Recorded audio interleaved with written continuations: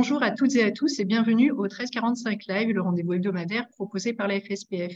Au programme cette semaine, les 100 ans de la Maison des pharmaciens, les points importants de la dernière Assemblée générale de la FSPF, la grève des médecins généralistes et les dernières évolutions du PLFSS pour 2023. Ce 1345 étant enregistré, il n'y aura pas cette semaine de questions des internautes. Et maintenant, passons aux questions d'actu.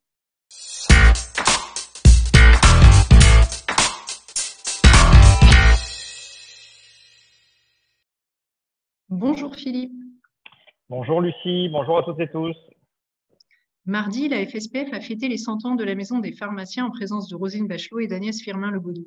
Cet anniversaire représente une date importante pour le syndicat. Oui, c'est une date importante, c'est surtout tous les anniversaires qu'il faut fêter parce que ça permet de se rappeler de notre histoire et de se projeter dans l'avenir. Les pharmaciens, ils ont, il y a 100 ans, tous contribué pour acheter cet immeuble rue Balu. Nous avons toutes les traces de ces participations. Donc, j'ai retracé un petit peu les différents hommes et femmes qui ont fait l'histoire de l'organisation et ce qui a été mis en œuvre par ces hommes et ces femmes, de la transformation du métier d'un métier d'artisan fabricant de médicaments vers un métier de dispensateur de médicaments, la création des principaux organismes de la profession, la création de l'ordre des pharmaciens, la création des caisses de vieillesse, etc. Et puis ensuite, les nouvelles transformations avec le Covid qui nous entraîne vers la prévention, la création des actes, etc. Et bien sûr, ça nous permet de nous projeter dans l'avenir. Et Roselyne Bachelot a fait un discours très inspirant sur justement les aspirations de la jeunesse et ce qui est devant nous avec la génomique, avec tout ce qui nous attend dans les années à venir. Notre ministre, Agnès Firmin-Lebaudou, qui s'est exprimé dans un parterre, il y avait tous les présidents de syndicats de médecins, de biologistes, de kinés, enfin toute l'interpro qui était présente rue Balu. Donc elle a rappelé l'importance de la place du pharmacien dans ce parcours de soins et l'intérêt qu'il y avait pour les patients à travailler ensemble. Donc du coup, c'était une journée très réussie pour ça et donc qui nous donne un élan pour construire l'avenir. Mardi et mercredi se tenait également l'Assemblée générale de la FSPF. Quels sont les points importants à retenir? Nous avons bien sûr parlé du PLFSS avec la victoire que nous avons eue contre l'article 30 et contre le référencement, mais également toutes les nouveautés de ce PLFSS avec l'article 31 sur dispositifs médicaux et tout ce qu'il contient. Nous avons également parlé dans ce PLFSS de ce qui nous inquiète, à savoir un Ondam qui n'est pas suffisant pour financer la médecine de ville, et la pharmacie de ville en parle bien sûr en même temps. Nous avons parlé du Conseil national de la refondation, et puis nous avons beaucoup parlé de l'attractivité de la branche, de la réforme de notre métier et des moyens que nous avions à mettre en œuvre pour permettre de renforcer nos équipes. Donc nous avons bâti un plan qu'il va falloir élaborer dans les mois à venir. Je crois que c'est le sujet majeur des pharmacies d'aujourd'hui que de renforcer leurs équipes. Ok. Les médecins généralistes sont en grève depuis hier. Les motifs de mécontentement sont nombreux. Tarifs des consultations, surcharge administrative, manque de moyens humains, 4e année d'internat en médecine générale, mais aussi transfert de compétences vers d'autres professionnels de santé. Quel regard portes-tu sur ce mouvement?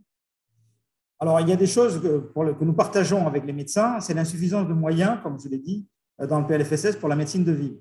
Et ça, c'est quelque chose qui est véritablement transversal et que nous soutenons. Et d'ailleurs, par communiqué, nous l'avons fait au travers des libéraux de santé.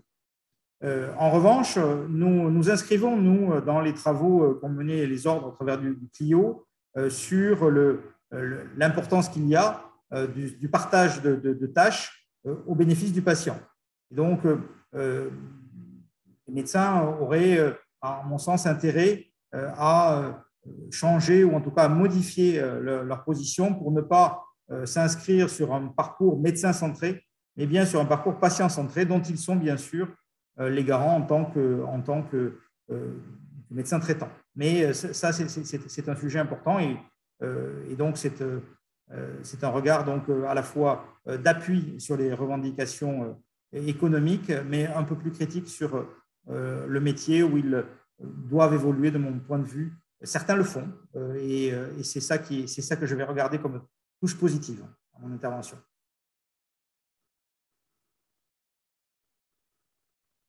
Ok. Le PLFSS pour 2023 a été définitivement adopté grâce une nouvelle fois au recours par le gouvernement à l'article 49.3. Une disposition a fait son apparition dans l'ultime version, c'est l'achat directement par les cabinets de radiologie des produits de contraste.